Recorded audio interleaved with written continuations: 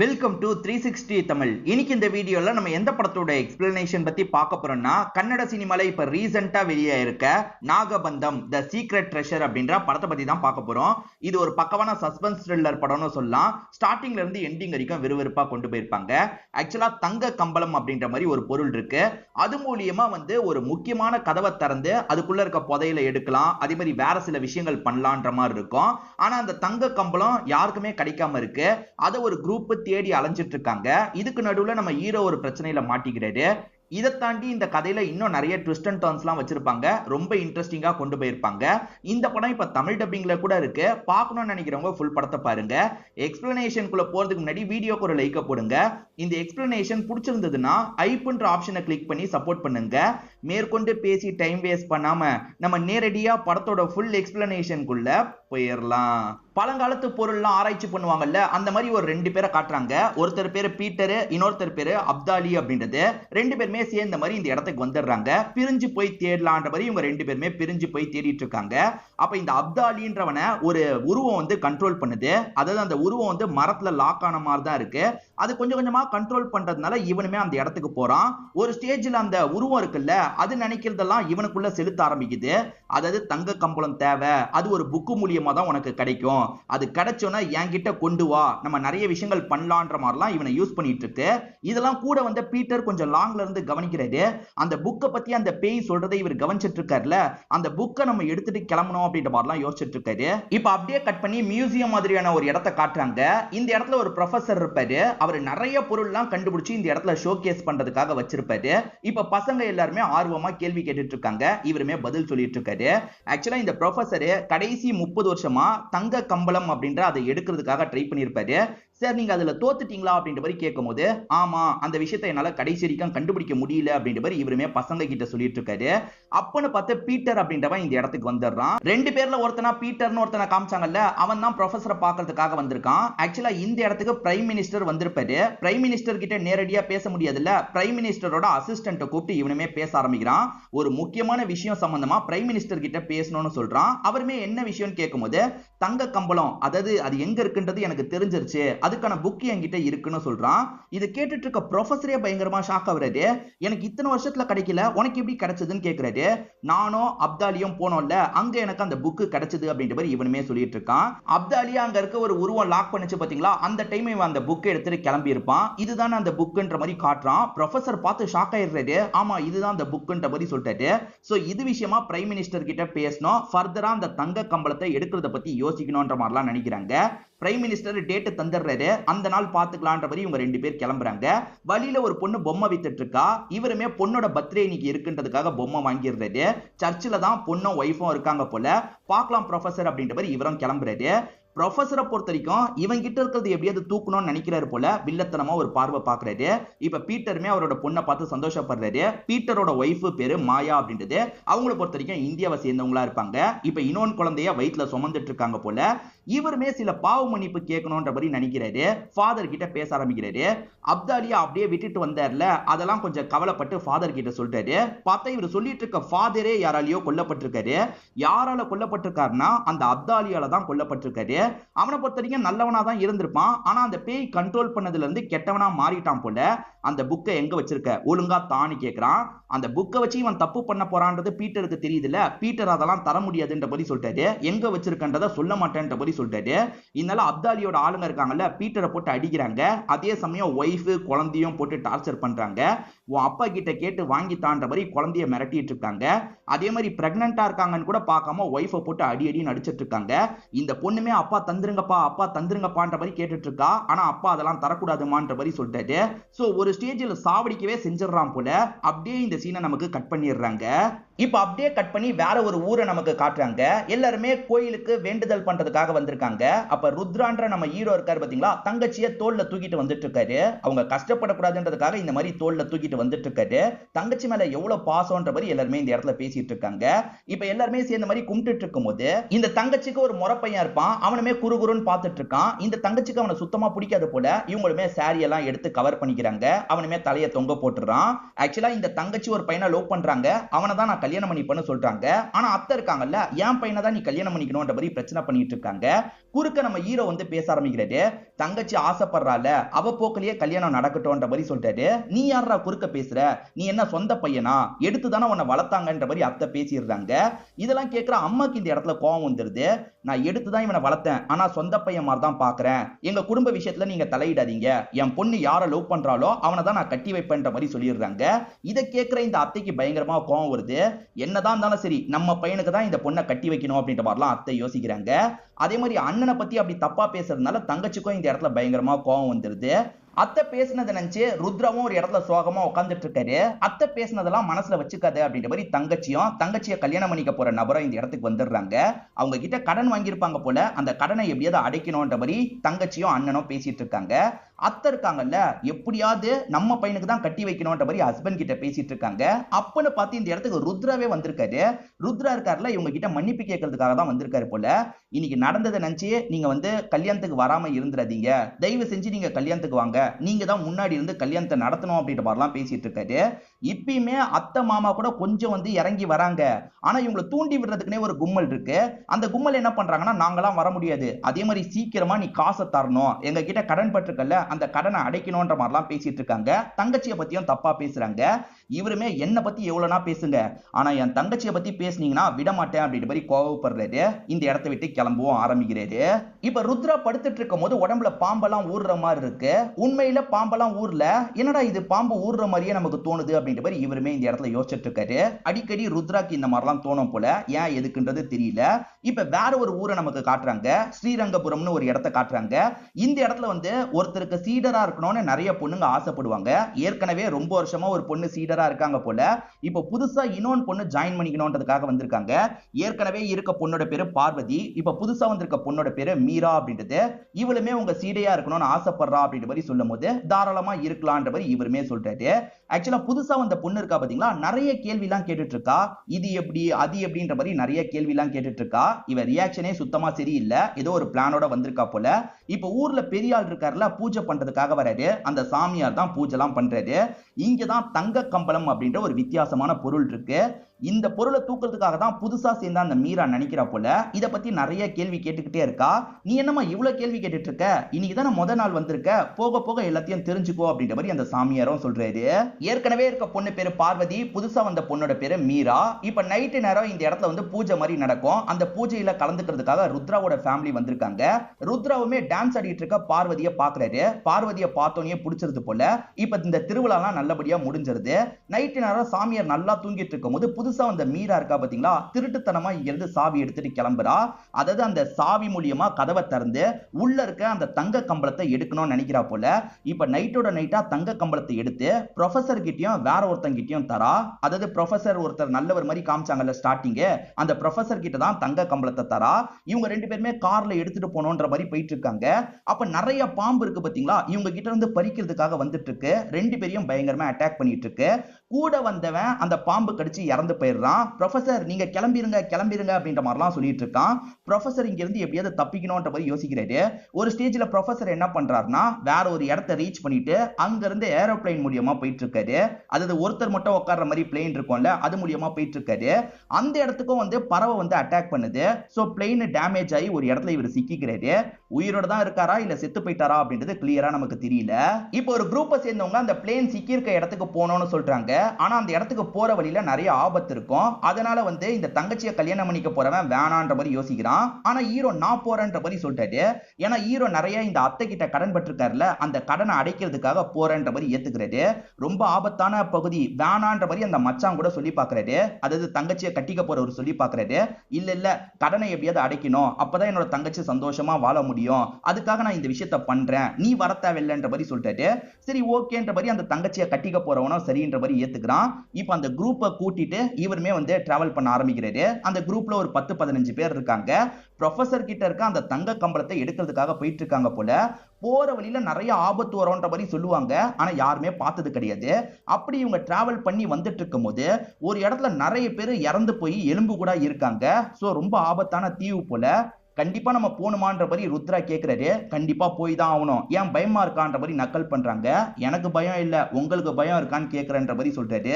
ஒரு ஸ்டேஜ்ல என்ன பண்றாருன்னா, ஒரு தடுப்பு மாதிரி இருக்கு பாத்தீங்களா, அந்த தடுப்பை கயிறை போட்டு இழுத்து கவுத்திடுறாரு. இப்ப அடுத்ததா ஒரு தீவு கிட்ட வந்துட்டு இருக்கு. அந்த தீவுல இருக்க காட்டுவாசி மக்கள் அம்ப வச்சு ஷூட் பண்ணிட்டு இருக்காங்க. இதனால இந்த கேங்க சேர்ந்தவங்க கன்னை வச்சு ஷூட் பண்றாங்க. தேவையில்லாம அவங்கள சாவடிக்காதீங்க, நிறுத்துங்க நிறுத்துங்கன்ற மாதிரி ருத்ரா தடுத்துட்டு இருக்காரு. நீ என்னடா தடுக்கிற, தடுத்தா உன் கதையே முடிப்போன்ற மாதிரி ருத்ரா கிட்ட சொல்லிட்டு இருக்காங்க.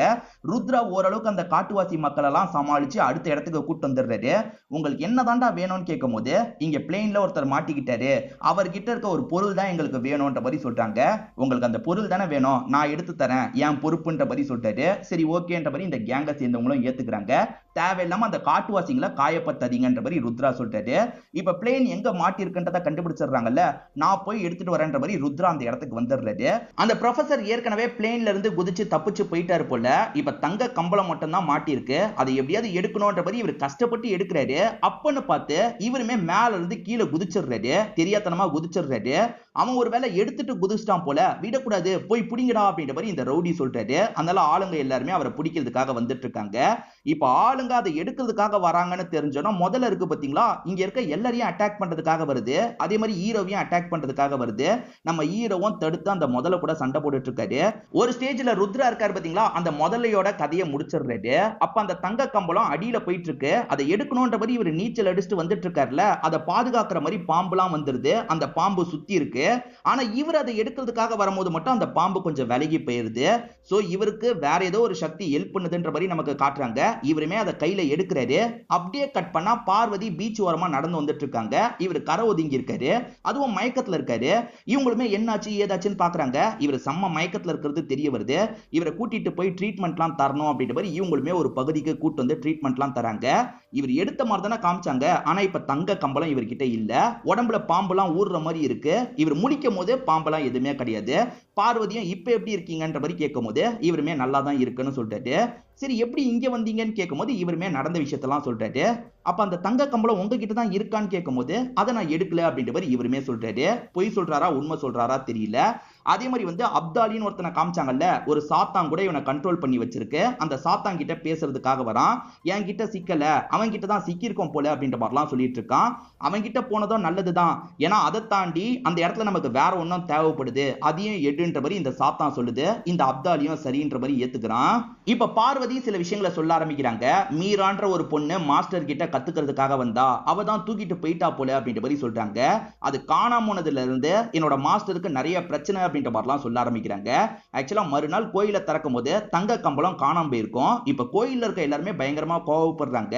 அந்த சாவில இருந்து எல்லாமே இந்த மாஸ்டர் கிட்ட தானே இருக்கும், அதனால மாஸ்டரா சந்தேகப்படுற மாதிரி பேசுறாங்க. மாஸ்டருக்கு கஷ்டமா இருக்கு. மாஸ்டரோட சீடை தானே இவங்க, அதனால இவங்க முன்னாடி வந்து பேசுறாங்க. என் மாஸ்டர் தப்பு பண்ணிருக்க மாட்டாரு, இப்போ என்ன உங்களுக்கு அந்த தங்க கம்பளம் தானே வேணும், அது எங்க இருந்தாலும் சரி நான் கொண்டு வரேன் அப்படின்ற மாதிரிலாம் இவங்க பேசியிருப்பாங்க. அதை பத்தி தான் இந்த இடத்துல ஹீரோ கிட்ட சொல்லிட்டு இருக்காங்க. நான் அதை எடுத்த மாதிரி தான் இருந்தது, ஆனா எங்க போச்சுன்றது எனக்கு தெரியலன்ற மாதிரி சொல்றாரு. ஹீரோ காயப்பட்டு இருக்கிறது பேரண்ட்ஸ்க்கு தெரிஞ்சு இந்த இடத்துக்கு வந்துடுறாங்க. நீ ஓகே தானேன்னு கேட்கும் போது இவரும் ஓகேன்ற மாதிரி சொல்லிட்டு இருக்காரு. ஆக்சுவலா தங்கச்சி கல்யாணம் நெருங்கி வந்துருச்சு போல, சீக்கிரமா அதுக்கான ஏற்பாடு பண்ணணும்ன்ற மாதிரி இவர்கிட்ட சொல்லிட்டு இருக்காங்க. உயிரை காப்பாத்தினது பார்வதி தானே, பார்வதி நீயும் கண்டிப்பா வரணும்னு சொல்லும் போது பார்வதியும் சரி அப்படின்ற மாதிரிலாம் இந்த இடத்துல ஏத்துக்க ஆரம்பிக்கிறாங்க. இப்ப தங்கச்சி கல்யாணத்துக்காக இவருமே அந்த இடத்துல டான்ஸ் எல்லாம் பண்ணிட்டு இருக்காரு. சோ தங்கச்சி கல்யாணம் கொஞ்ச நேரத்துல நடக்க போகுது. அப்பன்னு பார்த்து யாரோ இந்த இடத்தை அட்டாக் பண்ண ஆரம்பிக்கிறாங்க. வெடிகுண்டெல்லாம் போட்டு அட்டாக் பண்ணிட்டு இருக்காங்க. யாருன்னு பார்த்தா ஆக்சுவலா தங்கச்சியை கட்டிக்க போறதா ஒரு மாமா இருந்தான் பாத்தீங்களா, அவன் தான் இந்த இடத்துக்கு அட்டாக் பண்றதுக்காக வரான். தங்கச்சியை கல்யாணம் பண்ணிக்கிறதுக்காக ஒரு மாப்பிள்ள இருந்தார்ல, அவரை சாவடிச்சிடறான். மேற்கொண்டு தங்கச்சியை இங்க இருந்து இழுத்துட்டு போறதுக்கெல்லாம் ட்ரை பண்ணிட்டு இருக்கான். இவன் பேரண்ட்ஸ் ஆனா அத்தையும் மாமாவும் வேணான்னு சொல்றாங்க. நீங்க உயிரோட இருந்தா தானே தடுப்பீங்க, உங்க கதையை முடிக்கிறேன்ற மாதிரி அத்தை மாமாவே சாவடிக்கிறதுக்கு ட்ரை பண்றான். இதனால அத்தையும் மனசு மாறி ருத்ரா ஏதாவது பண்ணுன்ற மாதிரிலாம் சொல்றாங்க. இதனால ருத்ரா இருக்காரு பாத்தீங்களா, தடுத்து இந்த இடத்துல சண்டை போட்டுட்டு இருக்காரு. இப்பதான் இவன் யார் சப்போர்ட்டோட வந்திருக்கான்றது தெரிய வருது. அப்தாலின்னு ஒருத்தனை காமிச்சாங்க பாத்தீங்களா, அவனோட ஆளுங்க சப்போர்ட்டோட தான் இந்த இடத்துக்கு வந்திருப்பான். இப்ப ஹீரோவை எல்லாருமே சேர்ந்த மாதிரி லாக் பண்ணிடுறாங்க. இப்ப ஹீரோ கிட்ட அந்த தங்க கம்பளம் எங்க இருக்குன்னு கேக்குறாங்க. எனக்கு தெரியாதுன்ற மாதிரி ஹீரோ சொல்லிட்டு இருக்காரு. நீ சொல்லலன்னா உன் குடும்பத்துல எல்லாரையும் சாவடிச்சிருவோன்ற மாதிரிலாம் சொல்லிட்டு இருக்காங்க. இப்ப குடும்பத்தை சேர்ந்த ஒவ்வொருத்தரையா காலி பண்ணிட்டு இருக்காங்க. ஒழுங்கா சொல்லுன்னு கேக்குறாங்க. இல்ல எனக்கு தெரியலன்ற மாதிரி இவர் சொல்லிட்டு இருக்காரு.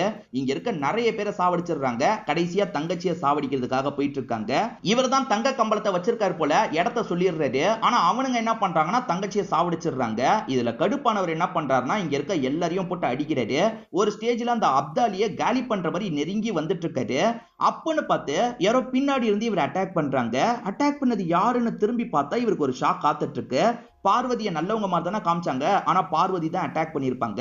இவர் தான் தங்க கம்பளம் எங்க இருக்குன்னு சொல்லிட்டார்ல, அதை எடுத்துட்டு கிளம்புறதுக்காக தான் பார்வதி வந்திருப்பாங்க போல. இப்ப அதை எடுத்துக்கிறாங்க. அதே சமயம் இவங்களை கூட்டு போறதுக்காக ஹெலிகாப்டர் இந்த இடத்துக்கு வந்திருக்கு. அதுல பார்த்தா ப்ரொஃபசர் இருக்காரு. இப்ப ப்ரொஃபசர் கூட சேர்ந்த மாதிரி இவங்க கிளம்புறாங்க. அந்த அப்தாலியும் கிளம்புறான். எல்லாருமே ஒரே டீம்ன்றது தெரிய வருது. இப்ப நடந்த இந்த விஷயத்தெல்லாம் நினைச்சு ஹீரோ பயங்கர கடுப்புல இருக்காரு. இங்கதான் படத்தோட இன்ட்ரோல போடுறாங்க.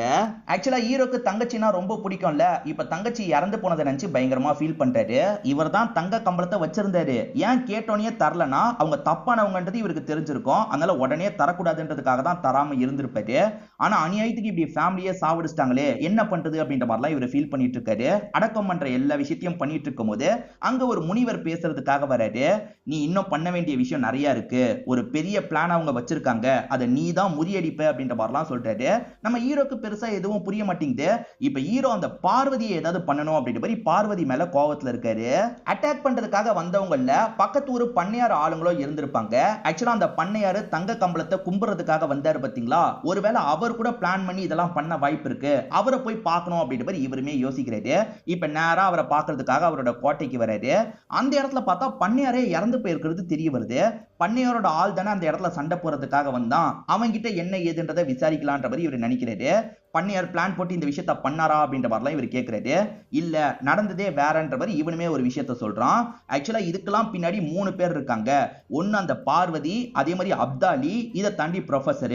இவங்க 3 பேருமே சேர்ந்த மாதிரி பண்ணையார மிரட்டினாங்கன்ற மாதிரி சொல்றான். காரணம் பண்ணையாருக்கு பொண்ணு இருப்பாங்கல்ல, அந்த பொண்ணை கடத்தி வச்சு எங்களுக்காக இந்த விஷயத்த பண்ணணும், எங்களுக்காக உன்னோட ஆள் பலத்தை தரணும்ன்ற மாதிரி மிரட்டி இருப்பாங்க. வேற வழி இல்லாம சரின்ற மாதிரி அவருமே ஏத்திருப்பாரு. மீரா அந்த தங்க கம்பளத்தை பத்தி நிறைய கேட்டதுனால மீரா தானே தூக்குவான்னு நம்ம நினைச்சிருப்போம். ஆனா உண்மையில பார்வதி தான் இங்க இருக்க எல்லாரோட நம்பிக்கையும் சம்பாரிச்சிருப்பா. பார்வதி தான் அதை தூக்குறதுக்கு பிளான போட்டிருப்பா. அன்னைக்கு நைட்டு பார்வதி தான் அதை தூக்கவும் செஞ்சிருப்பா. அதாவது நைட்டு நேரம் ப்ரொஃபசர் கிட்ட ஒரு பொண்ணு தந்த மாதிரி காமிச்சாங்கல்ல, அது மீரான்னு நினைக்க வச்சிருப்பாங்க. உண்மையில பார்வதி தான் தந்திருப்பாங்க. எடுத்துட்டு போகும்போது ப்ரொஃபசருக்கு ஆபத்து வந்ததுனால அது ஒரு இடத்துல சிக்கிக்கிச்சு பாத்தீங்களா. அதை பத்தியும் இவருக்கு தெரிய வருது. இவருமே ஆளுங்களை விட்டு அதை எடுக்கலான்ற மாதிரி ஹீரோ கூட அனுப்பி வச்சிருப்பாரு. அந்த சமயம் கூட பார்வதி அந்த இடத்துல இருந்து எல்லாத்தையும் கவனிச்சிருப்பாங்க. எப்படியும் ஹீரோ எடுத்துட்டு வந்துருவான்ற மாதிரி கவனிச்சிருப்பாங்க. ஹீரோ வைத்தியம் பார்க்கும்போது கூட நைஸா பேசி வாங்கிடலாம்னு நினைச்சிருப்பாங்க. ஆனா ஹீரோ தராததுனால தான் அந்த அட்டாக்கே நடந்திருக்கும். இப்ப ஹீரோவா அவங்க எங்க இருக்காங்கன்னு தெரிஞ்சுக்கிட்டு அவங்கள பார்க்கிறதுக்காக வந்துட்டு இருக்காரு. அவங்க சாமியாரை பார்க்கிறதுக்காக தான் வந்திருக்காங்க. நான் பெரிய தப்பு பண்ணிட்டேன், என்ன மன்னிச்சிருங்கன்ற மாதிரிலாம் அழுதுட்டு இருக்காங்க. என்னமா தப்பு பண்ணேன்னு கேட்கும்போது நான் உங்களுக்கு துரோகம் பண்ணிட்டேன் அப்படின்ற மாதிரி இவங்க சில விஷயங்களை சொல்றாங்க. ஒரு வருஷமா திட்டம் போட்டு தான் உங்ககிட்ட நான் பழகிட்டு இருந்தேன். ஆனா இதை நான் வேணும்ட்டே பண்ணல. என் குடும்பம் ஒரு பிரச்சனையில இருந்தது. அதை காப்பாத்துறதுக்காக தான் இப்படி நான் ஒரு விஷயத்த பண்ணேன்ற மாதிரி இவங்க குடும்பத்தை பத்தி சொல்ல ஆரம்பிக்கிறாங்க. இவங்க குடும்பத்துல மொத்தம் 2 பேரு, பார்வதி, மாயா. 2 பேருமே அச்சசலா ஒரே மாதிரி தான் இருப்பாங்க. ஆக்சுவலா அப்பா அடிக்கடி ஸ்டூடெண்ட்ஸ் எல்லாம் வர வச்சு பேசுவார்ல. மாயாவை பொறுத்த வரைக்கும் பீட்டர்னு ஒருத்தரை லவ் பண்ண ஆரம்பிச்சிடுறாங்க. அவர் வெள்ளக்காரரா இருப்பாரு. அப்பாக்கு இதுல விருப்பம் கிடையாது. ஏன்னா அப்பா வந்து இந்து பையனை பார்த்து கல்யாணம் பண்ணி வைக்கணும்னு நினைப்பாரு. ஆனா இவங்க பாட்டுக்கு அவரை கல்யாணம் பண்ணிடுவாங்க. அதனால அப்பா ஒதுக்கி வச்சிருவாரு. பீட்டர் ஸ்டூடெண்ட், அதே சமயம் மாயா பொண்ணு இல்ல. அப்பா ஏத்துக்கோங்க அப்படின்ற மாதிரிலாம் வீட்டுக்கு வராங்க. உங்களை ஏத்துக்க முடியாது, இங்க இருந்து போங்க அப்படின்ற மாதிரி ப்ரொஃபசரும் அனுப்பி வச்சிருப்பாரு. இப்படி போனவங்க வந்து நிம்மதியா ஒரு வாழ்க்கையை வாழுவாங்க. இது மூலியமா இவங்களுக்கு ஒரு பெண் குழந்தை பிறக்குது. இத பத்தி அப்பாக்கு தெரிய வருது இல்ல. அப்பாவோட மனசு கொஞ்சம் கொஞ்சமா மாற ஆரம்பிக்குது. பேத்தி வந்தோன்னா அப்பா இருக்காரு பாத்தீங்களா, பேத்தி கூட பழகலாம் ஆரம்பிச்சிடுறாரு. அவங்க கிட்டயும் சகஜமா பேச ஆரம்பிச்சிடுறாரு. அந்த பேத்தி கூடயும் இவர் ரொம்ப அன்பா பழகுற மாதிரிலாம் நமக்கு காட்டுறாங்க.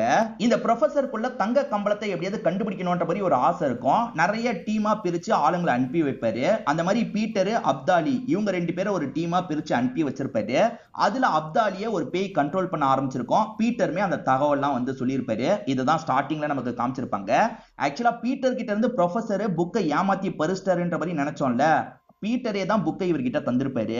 அந்த அப்தாலியை பொறுத்த வரைக்கும் புக்கு எங்கன்ற மாதிரி அட்டாக் பண்ணிட்டு இருந்தான் பாத்தீங்களா. புக்கு எங்க இருக்குன்றது பீட்டருக்கு தெரியும். அதாவது இந்த ப்ரொஃபசர் கிட்ட இருக்குன்னு தெரியும், இருந்தாலும் சொல்லாம இருந்திருப்பாரு. அவன் அட்டாக் பண்ணி விசாரிச்சுட்டு இருக்கும் போது எதர்ச்சியா அந்த இடத்துக்கு ப்ரொஃபசர் வந்துடுறாரு. பேத்தியோட பிறந்த நாள்ல கிஃப்ட் தரதுக்காக வந்திருப்பாரு. அப்ப இந்த விஷயத்தெல்லாம் பாக்குறாரு. இப்ப இங்க இருக்கவன் என்ன பண்றானா, ப்ரொஃபசரையும் போட்டு அடிச்சிட்டு இருக்கான். ஒழுங்கு மரியாதையா அந்த புக்கை தந்துரு, இல்லனா உன் பேத்தியும் சாவடிச்சிருவான்ற மாதிரி சொல்றான். ஏன்னா ஏற்கனவே வந்து பொண்ணையும் மாப்பிளையும் சாவடிச்சிட்டான், பேத்தியும் சாவடிச்சிருவான்ற மாதிரி மிரட்டுறான். எப்படியாவது பேத்தியாவது நம்ம காப்பாத்தணும்ன்றதுக்காக இவருமே அந்த புக்கை தந்திருப்பாரு.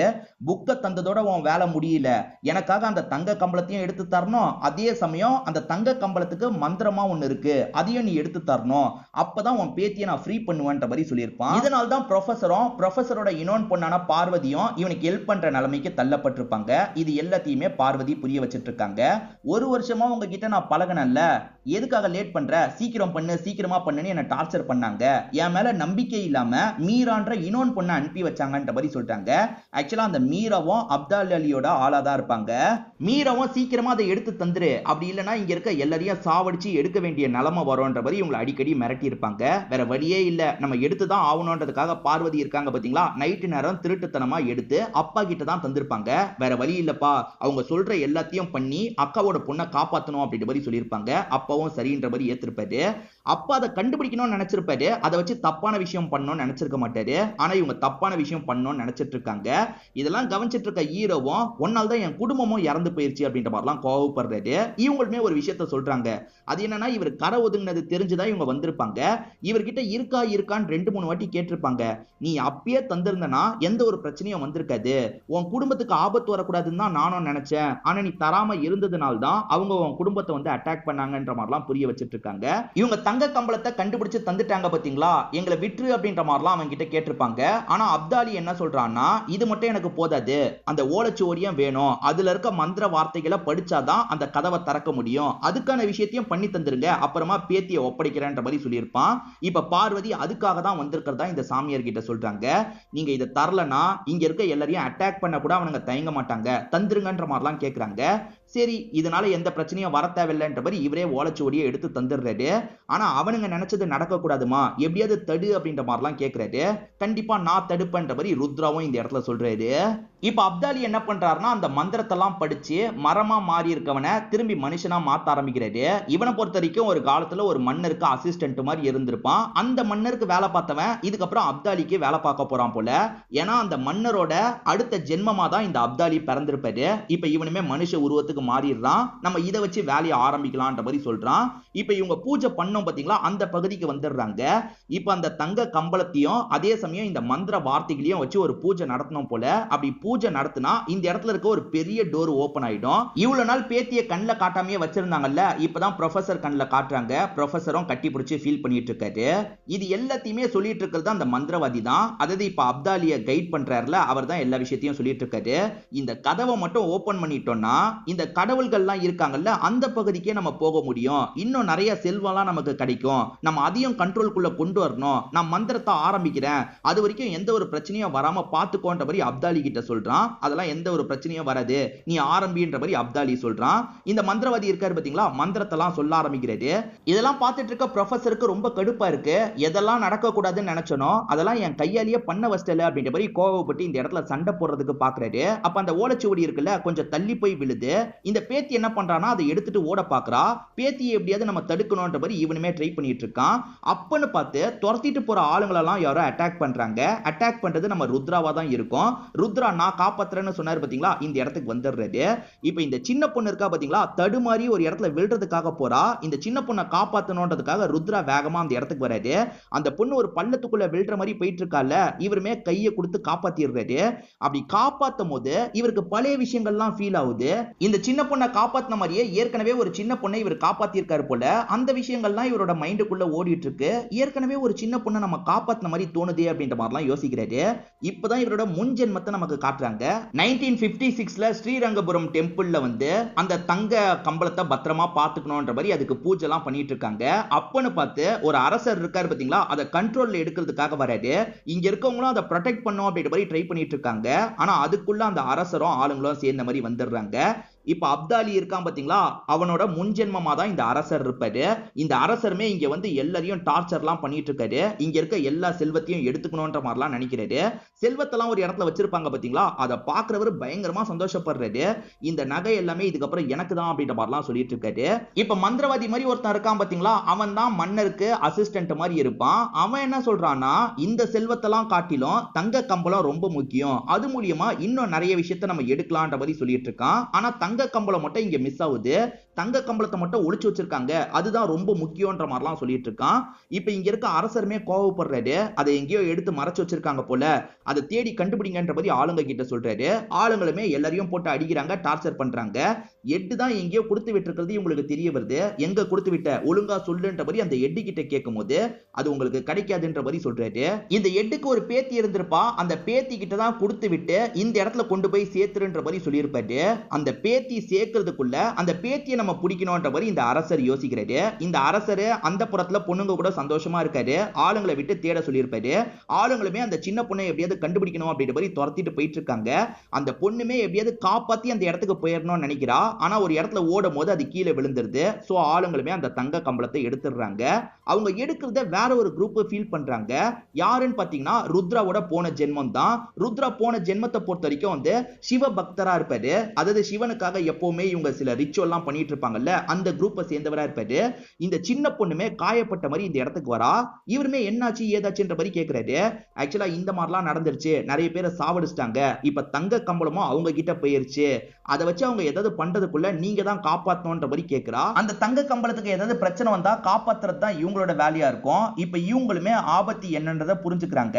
அதாவது ஒரு அரசன் வந்து அந்த தங்க கம்பளத்து மூலியமா அந்த கதவை ஓபன் பண்றதுக்கு ட்ரை பண்றான், அதை நிறுத்தணும்ன்ற மாதிரி இவங்களுக்குள்ள பேசிட்டு இருக்காங்க. இந்த மந்திரவாதி இருக்காரு பாத்தீங்களா, நம்ம இந்த மந்திர கம்பளத்தை வச்சோம், அதே மாதிரி மந்திர வார்த்தைகளை வச்சோம் சொன்னோம்னா கதவு திறக்கும், அதுக்குள்ள இன்னும் நமக்கு நிறைய கிடைக்கும், அதாவது கடவுள்லாம் இருக்கிற பகுதிக்கே நம்ம போலான்ற மாதிரி சொல்றாரு. சோ அந்த இடத்துக்கு வந்துடுறாங்க, பூஜை எல்லாம் ஆரம்பிக்கிறாங்க. இந்த பூஜை எங்கேயுமே ஸ்டாப் ஆக கூடாது, நீ பாத்துக்கோன்ற மாதிரி அந்த அரசர் கிட்ட வந்து மந்திரவாதி சொல்றாரு. அதெல்லாம் எந்த ஒரு பிரச்சனையும் வராது, நீ தைரியமா பண்ணுன்ற மாதிரி சொல்றான். இந்த மாதிரி இவனுங்க பேசிட்டு இருக்கும் போதே நிறைய பாம்பு இருக்கு பாத்தீங்களா, இங்க இருக்க ஆளுங்களை எல்லாம் இஷ்டத்துக்கு அட்டாக் பண்ணிட்டு இருக்கு. சோ இந்த மந்திரவாதி ஒரு விஷயத்தை கண்டுபிடிச்சிடுறாரு. இந்த விஷயம் அவங்களுக்கு தெரிஞ்சிருச்சு, அதாவது இது நடக்காம பாத்துக்கிறவங்களுக்கு தெரிஞ்சிருச்சு, அவங்க தான் மொத்தமா வந்துட்டு இருக்காங்க, அவங்களை எப்படியாவது கண்ட்ரோல் பண்ணு, அப்பதான் நான் பூஜையை ஒழுங்கா பண்ண முடியும்ன்ற மாதிரி சொல்றாரு. நான் பாத்துக்கிறேன்ற மாதிரி இந்த அரசர் சொல்றாரு. இப்ப அந்த சைடுல வந்து ஹீரோவோட முன்ஜென்மம் வந்து கூட்டமா வந்துட்டு இருக்காங்கல்ல, இந்த மன்னர் இருக்கான் பாத்தீங்களா, தடுக்கிறதுக்காக இவன் படையோட போயிட்டு இருக்கான். ரெண்டு குரூப்புக்கும் சண்டைலாம் நடந்துட்டு இருக்கு. பயங்கரமா ரெண்டு குரூப்பும் சண்டை போட்டுட்டு இருக்காங்க. நம்ம ஹீரோ கூட்டிட்டு வந்த படை கொஞ்சம் கம்மியா தான் இருந்திருக்கும். அதனால அந்த அரசன் இருக்கான் பாத்தீங்களா, ஹீரோவை கண்ட்ரோல்ல எடுத்துறான். ஹீரோ கூட வந்தாங்க பாத்தீங்களா, அதுல நிறைய பேரை சாவடிச்சிருப்பான். ஆக்சுவலா அவங்க கூட சேர்ந்து அந்த சின்ன பொண்ணுமே இந்த இடத்துக்கு வந்திருப்பா. உங்க கண் முன்னாடியே நடக்க போகுது அப்படின்ற மாதிரி சொல்றான். மேற்கொண்டு அந்த மந்திரவாதி இருக்காரு பாத்தீங்களா, பூஜையெல்லாம் பெரிய லெவல்ல பண்ணிட்டு இருக்காரு. இன்னும் கொஞ்ச நேரத்துல எல்லாமே முடிய போகுது. ஐயோ நம்மளால எதுவுமே பண்ண முடியலையேன்ற மாதிரி ஹீரோவும் இந்த இடத்துல ஃபீல் பண்ணிட்டு இருக்காரு. ஏன்னா ஹீரோவால சுத்தமா எந்திரிக்க கூட முடியல. இப்ப என்ன பண்ணுவேன் அப்படின்ற மாதிரிலாம் அந்த அரசனுமே நக்கல் பண்ணிட்டு இருக்கான். ஹீரோ எப்படியாவது எந்திரிச்சு போய் அடிக்கணும்ன்ற மாதிரிலாம் யோசிச்சுட்டு இருக்காரு. ஆனா ஹீரோவால சுத்தமா முடியல பாத்தீங்களா. அப்ப மேல இருந்தே சிவன் நேரடியா சப்போர்ட் பண்ண ஆரம்பிக்கிறாரு. அதாவது சிவனோட சக்தி இருக்கு பாத்தீங்களா, இங்க இருக்க ஹீரோ உடம்புக்குள்ள இறங்குது. இப்ப விழுந்து கிடந்த ஹீரோ இருக்காரு பாத்தீங்களா, எந்திரிச்சு பயங்கரமா சண்டை போட்டுட்டு இருக்காரு. அந்த மந்திரவாதி மந்திரத்தை முடிக்க கூடாது, அதுக்குள்ள அந்த இடத்துக்கு போனோன்ற மாதிரி வேகமா அந்த இடத்துக்கு வந்துடுறாரு. மன்னரும் தடுக்கிறதுக்கு ட்ரை பண்ணிட்டு இருக்காரு. அந்த மந்திரவாதியும் சீக்கிரமா முடிக்கணும்ன்ற மாதிரி மந்திரத்தை பண்ணிட்டு இருக்கான். அதுக்குள்ள வந்த நம்ம ஹீரோ இருக்காரு பாத்தீங்களா, முதல்ல வந்து அந்த மன்னன் கதையை முடிக்கிறாரு. அடுத்ததான் அந்த மந்திரவாதி கதையை முடிக்கணும்னு அட்டாக் பண்றாரு. அந்த மந்திரவாதி சாவாமியே மேல இருந்து ஒரு பகுதியில போய் விழுந்துடுறான். அந்த பகுதியில நிறைய வேர்கள்லாம் இருக்கும், அந்த வேர்கள்ல போய் சிக்கிப்பான். சோ அப்படிதான் இவன் மரமா மாறிட்டான் அப்படின்ற மாதிரிலாம் நமக்கு புரிய வைக்கிறாங்க. இப்ப அப்படியே கதை பிரசன்ட்டுக்கு வருது. பிரசன்ட்ல அந்த சின்ன பொண்ணை தொடும் போது இவருக்கு பழசு எல்லாமே ஞாபகம் வருது. போன ஜென்மத்துல நம்ம காப்பாத்திருக்கோம், அந்த மாதிரி இந்த ஜென்மத்திலையும் காப்பாத்தணும்ன்ற மாதிரி யோசிக்கிறாரு. அவனுங்க எப்படியாவது இந்த வாட்டியாவது மந்திரத்தை சொல்லி நிறைவேற்றணும் அப்படின்ற மாதிரிலாம் ட்ரை பண்ணிட்டு இருக்காங்க. இப்ப அந்த அப்தாலிக்கும் நம்ம ஹீரோக்கும் ஃபைட்லாம் வருது. ஹீரோ பயங்கரமா சண்டை போட்டுட்டு இருக்காரு. அந்த மந்திரவாதி மந்திரத்தை சொல்லி முடிக்கலாம்னு நினைக்கிறாருல, அதை எப்படியாவது தடுக்கணும்ன்ற மாதிரி ஹீரோ அதுக்கான விஷயத்தையும் பண்ணிட்டு இருக்காரு. அதே சமயம் இங்க இருக்க பார்வதி அதே மாதிரி ப்ரொஃபசர் எல்லாருமே ஹீரோக்கு சப்போர்ட்டிவா இருந்துட்டு இருக்காங்க. ஒரு ஸ்டேஜ்ல ஹீரோ இருக்காரு பாத்தீங்களா, அந்த மந்திரவாதியை லாக் பண்ணிடுறாரு. அதாவது ஒரு பெரிய பாம்பு வருது, அது மூலியமா லாக் பண்ணிடுறாரு. அதே சமயம் அப்தாலி இருக்கான்ல, அந்த அரசர் மாதிரி தெரிய ஆரம்பிக்கிறான். அவன் கதையும் முடிக்கணும்ன்ற மாதிரி இவர் இருக்கார்ல, ஒரு ஸ்டேஜ்ல அவன் கதையும் கொடூரமா முடிக்கிறாரு. கடவுள் சக்தியை யாராலையும் மீற முடியாது, அதை கண்ட்ரோல்குள்ள கொண்டு வர முடியாது, அப்படி யாரு கொண்டு வர நினைச்சாலும் அவங்களோட முடிவு இப்படிதான் இருக்கும்ன்ற மாதிரி ஹீரோவும் பேசுறாரு. ஒரு ஸ்டேஜ்ல அவனுமே உயிரை விட்டுறான். இவங்களுமே இங்க இருந்து கிளம்பலான்ற மாதிரி கிளம்ப ஆரம்பிக்கிறாங்க. அப்ப அந்த சின்ன பொண்ணு இருக்கால, கதவுக்கு அந்த சைடு என்னதான் இருக்குன்ற மாதிரி கேக்குறா. அது ஒரு பெரிய விஷயமா அப்படின்ற மாதிரி இவங்க சொல்ல ஆரம்பிக்கிறாங்க. என்னன்னு இவங்க சொல்றதுக்குள்ளேயே இந்த படத்தோட கதையை முடிச்சிடுறாங்க. அதாவது செகண்ட் பார்ட்டுக்கு லீடு கொடுக்கிற மாதிரி காமிச்சு படத்தோட கதையை முடிக்கிறாங்க. கண்டிப்பா இந்த படத்தோட கதையும் என்னோட எக்ஸ்பிளனேஷனும் உங்களுக்கு பிடிச்சிருக்கும்னு நம்புறேன். இந்த வீடியோ உங்களுக்கு பிடிச்சிருந்ததுன்னா லைக் பண்ணுங்க, கமெண்ட் பண்ணுங்க, மறக்காம 360 தமிழ் சேனலை சப்ஸ்கிரைப் பண்ணுங்க. தொடர்ச்சியா இந்த மாதிரி வீடியோக்கள் வந்துகிட்டே தான் இருக்கும்.